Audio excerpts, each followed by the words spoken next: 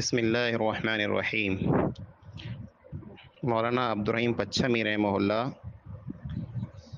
जी ज़िंदगी अने ख़िदमत तंहिंजो ॿियो एपिसोड, जंहिंमें मौलाना जो हुलियो, रूप, रंग अने मौलाना जो तालीम जो सफ़र तंहिंजे बारे में इंशा अल्लाह अमुक ॻाल्हियां खे साम्हूं बयानु करे अचनि थियूं।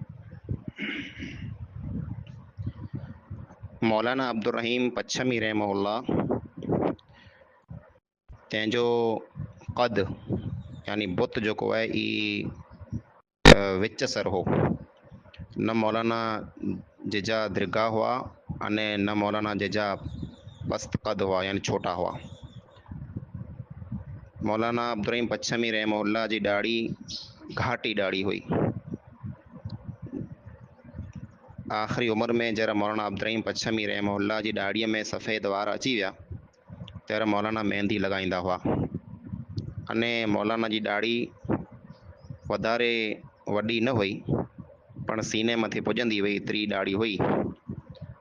मौलाना जो रंग ई सांवरो हो, सांवरे रंग जा हुआ, सांवरे कलर जा हुआ। मौलाना जूं अखियूं वॾियूं वॾियूं अने ख़ूबसूरत हुयूं। मौलाना जो चहिरो जेको आहे कुशाद अने वॾो हो अने सीनो जेको आहे मौलाना जो बिल्कुलु चौड़ो अने वसी हो। जिस्म में मौलाना भारी हुआ, यानी मौलाना जे जिस्म में घणो वज़न हो। एतिरे लाइ करे नंढड़े उठ मथे, नंढी ॼमार जे उठ मथे मौलाना सवारी कीन कंदा हुआ।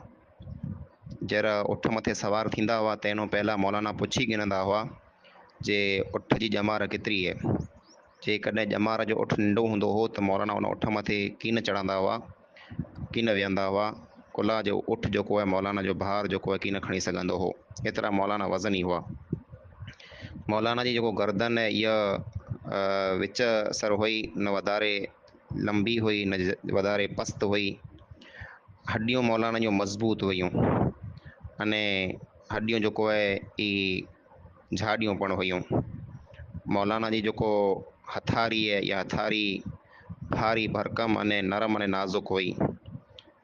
मौलाना लिबास में खमीस पहिरींदा हुआ अने तहबंद ॿधंदा हुआ, यानी हेठि जंहिंखे पाण पंहिंजी ज़बान में गंदी चऊं था, इहा गंदी जेको आहे जेको अॼु पाण वटि वॾा माण्हू पहिरींदा, ई मौलाना पहिरींदा हुआ। अने मथे मथे मौलाना जेको आहे अमाम यानी पटको ॿधंदा हुआ। मौलाना जो जेको कुर्तो आहे जेको जंहिंखे पाण चोली चऊं था, ई ख़ाकी कलर जो हूंदो हो। अने मथे मथे जेको पटको आहे ई अक्सर मौलाना अजरख जो या सफ़ेद कपिड़े जो ॿधंदा हुआ।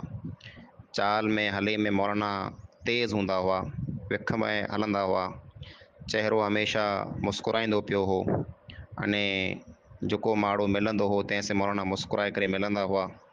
रोबदार यानी वज़न वारा अने हैबत वारा इंसान हुआ। जहिड़ो तहिड़ो इंसान मौलाना अब्दुल रहीम पच्छमी जी जेको अखि आहे, मौलाना अब्दुल रहीम पच्छमी जो जेको चहिरो आहे, तंहिंजो रोब आहे, उहो रोब जेको आहे ॾिसी करे मौलाना के साम्हूं जहिड़ो तहिड़ो इंसान जेको आहे ॻाल्हि पिणु कीन करे सघंदो हो। मौलाना अब्दुल रहीम पच्छमी रहमहुल्लाह तालीम जो सफ़र कयानो शुरू कयूं। मौलाना अब्दुल रहीम पच्छमी रहमहुल्लाह जा ॾुहितरा मौलवी अबू बकर रहमाबादी रहमहुल्लाह लिखें था जे शुरू जी जेको तालीम हुई, जेको अली बा वटां जेको तालीम शुरू जी तालीम हुई थी, इहा तालीम मौलाना पिंड जे पीउ वटां ॻिणो हो। पीउ जेको अब्दुल अज़ीज़ हुआ, ई पण आलिम हुआ, पण अक़ीदे में तौहीद मथे न हुआ। आलिम हुआ, वॾा आलिम हुआ, पण मसलक जेको आहे उहो मसलक अहल हदीस वारो तौहीद वारो न हो, पुठियां तौहीद वारा थिया हुआ। त शुरू जी तालीम मौलाना पिन जे वालिद वटां ॻिणो, पिन जे पुत्र खे मौलवी अब्दुल अज़ीज़ पढ़ायो। अने पोइ अॻियां जी तालीम लाइ करे मौलाना खे जामनगर काठियावाड़ मौलाना अब्दुल हादी पठान जेको आहे उन वटि मौलाना जे वालिद साहब हलाए ॾिनो। मौलाना हुते पढ़ियला विया अने पोइ वरी पाछा वरी आया, पाछा कुल्ला वरी आया, तंहिंजी कोई ख़बर न हुई। जंहिंजो हिकिड़ो लेख मिले थो मौलाना अब्दुल हादी साहब पठान जेको मौलाना अब्दुल रहीम जा उस्ताद आहिनि, उन फ़ारसीअ में हिकिड़ो ख़त लिखियो हो मौलाना अब्दुल रहीम जे पीउ खे। उन फ़ारसीअ जे ख़त में ई लिखियलु आहे। उहो ख़त अॼु पण मौजूदु आहे जे मौलाना अब्दुर्रहीम पच्छमी मौलाना अब्दुर्रहीम पच्छमी जा जेको उस्ताद अब्दुल हादी उहे लिखनि था मौलाना अब्दुर्रहीम जे वालिद खे जे आंजा जेको पुत्र रहिया जेको अब्दुर्रहीम नाले जा उहो मदरसे में जा बग़ैर इत्तिला ॾेई ख़बर ॾेई ऐं ईअं ख़बर ॾिनी विगर मदरसे मां हलिया आया आहिनि। अने कुला मदरसे मां हलिया आया आहिनि तंहिंजी कोई ख़बर न आहे, इल्म खे छॾे कुला हलिया विया। मूंखे त उन लिखियो अहिड़ो लॻे थो जे सुख न आयो हूंदो अने तंहिंजी वजह सां हलिया विया हूंदा, न त इल्म खे छॾे माण्हू को पण वञे न। अने मौलाना जो जेको ॿियो भाउ हो ॻोठ जो भेरो हो पढ़ंदड़ हो, उन जे बारे में पण लिखियो भेरो जी मोहम्मद फैज़ या फैज़ मोहम्मद जेको हो उहे पढ़ाई छॾे वेंदो रहियो अने घरें ज रही वियो, पाछो न आयो। त अब्दुल हादी लिखनि था जे मूंखे अहिड़ो लॻे थो जे घरें कमकार वधारे तंहिंजे कारण फैज़ मोहम्मद पाछो न आयो अने पोइ शर्म जे कारण अब्दुर्रहीम पण पढ़े लाइ करे पाछो न ई आयो। पोइ मौलाना खे पढ़ाई लाइ करे सिंध जे हिकिड़े सूबे में हलाए में आयो। उते को मदरसो हो, सिंध सूबे में हिकिड़ो मदरसो हो, उते मौलाना खे हलाए में आयो। उते मौलाना पढ़े लाइ विया त मौलाना जी उमिरि 8 या 9 वरी हुई। मौलाना जो ख़ानदान जो हिकिड़ो ॿियो छोकिरो जंहिंजो नालो मोहम्मद उमर हो, हू पण मौलाना अब्दुर्रहीम पच्छमी बेरा तेर पढ़ाईअ में हुआ। मौलाना अब्दुल हादी पठान जेको आहे मौलाना जा उस्ताद जामनगर काठियावाड़ जा, उन हिकिड़े ख़त में ई लिखियो हो हिन जे बारे में जे अब्दुर्रहीम मदरसो छॾे वेंदो रहियो आहे अने अब्दुर्रहीम जेको उमर बॉय बेरा हुआ इन खे अलॻि अलॻि जमात में कुला दाख़िलो मिलियो आहे, तंहिंजी मूंखे कीअं ख़बर न आई। अने सिंध जे यानी किने मदरसे में हलाए छॾिया आहियां, कहिड़ो मदरसो जंहिं में हलाया आहिनि तंहिंजी पण को ख़बर न आई ॾिना। अने अब्दुर्रहीम जेको रहियो इन हिकिड़े खे मूं वटि हलाए ॾियो त आउं इन मथे तालीम जे सिलसिले में महिनत कई आहिनि, कोशिशि कई आहे इनशाअल्लाह। ही मौलाना जे वालिद साहब खे मौलाना जे पीउ खे मौलाना अब्दुर्रहीम पच्छमी जे उस्ताद अब्दुल हादी पठान ख़त लिखी करे चयो हुई। अब्दुल हादी पठान जेको आहे उन जो पण एड्रेस मिले थो जे केॾा जा हुआ केरु हुआ, त ई अब्दुल हादी पठान उन जे बारे में मिले थो जी असल जेको आहे से पंजाब जा हुआ। पंजाब में जहलुम जेको आहे उन जॻह जा रहंदड़ हुआ अने उहानो ई पढ़ाई लाइ करे हिते काठियावाड़ में आया हुआ, उते पढ़ंदा हुआ। अब्दुल हादी पठान वटि मौलाना अब्दुर्रहीम पच्छमी शरह जामी सुधी पढ़िया अने उन वक़्त में शरह जामी हिकिड़ो किताब जो नालो आहे, एतिरी ज पढ़ाई में अचींदी हुई अने पुठियां अॻियां जेको आहे तालीम ॾिने में की न अचींदी हुई। पोइ मौलाना जी तबियत में अने दिलि में वाधारे शौक़ु हो पढ़े जो, तंहिं लाइ करे मौलाना अब्दुर्रहीम पच्छमी पिन जे उस्ताद अब्दुल हादी पठान खे अने पिन जे वालिद अब्दुल अज़ीज़ खे ॿिन्ही खे चयो आउं पढ़े लाइ वञा थो, पर ॿिन्ही ना करे छॾियो एतिरी पढ़ाई घणे।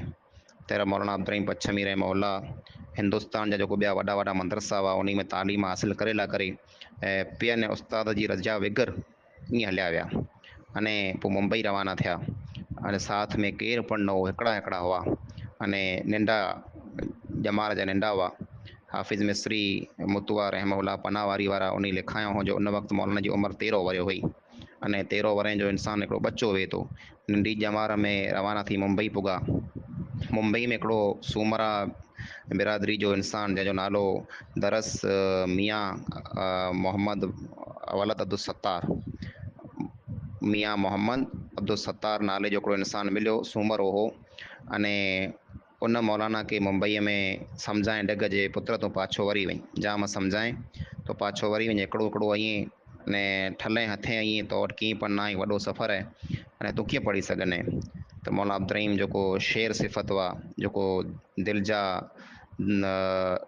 वसी अने दिलि जा जेको आहे से दिलेर इंसान हुआ, इल्म जा जेको ऐं से शौक़ीन हुआ, उन चयो जे न आउं अॻियां सफ़र कंदुसि ने पढ़ाई लाइ करे वञा थो।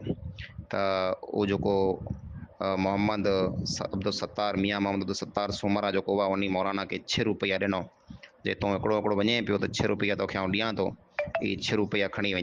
मौलाना अब्दुर्रहीम पच्छमी 6 रुपया खणी अने उन वक़्तु जेको आहे तालीम हासिलु करे लाइ करे अॻियां रवाना थी विया। उन वक़्तु हालात हिंदुस्तान जा तमामु ख़राबु हुआ। हिकिड़ो सोने तक़रीबन हाणे त हिकिड़ो सोने AC वारे थिया, उन ज़माने में मौलाना अब्दुर्रहीम पच्छमी रहमहुल्लाह हिकिड़ो सोने AC न सॉरी बल्कि हिकिड़ो सोने 10 वर या 100 वरनि जो अरसो थियो त मौलाना अब्दुर्रहीम पच्छमी रहमहुल्लाह तालीम लाइ करे विया पई। ई तक़रीबन 1900 अने 2-3 जी ॻाल्हि आहे त हिकिड़ो 120-25 वरनि जी ॻाल्हि आहे झुनी यानी मौलाना अब्दुर्रहीम पच्छमी रहमहुल्लाह जेको आहे तालीम लाइ करे रवाना थिया हुआ।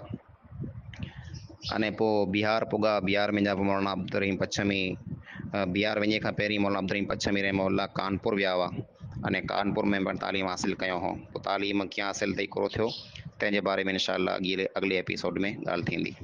अच्छा लगा हो तो वीडियो को लाइक करिएगा और चैनल को सब्सक्राइब करिएगा। तो इंशाल्लाह फिर मुलाकात होगी। दुआ में याद रखिएगा। अस्सलामु अलैकुम व रहमतुल्लाहि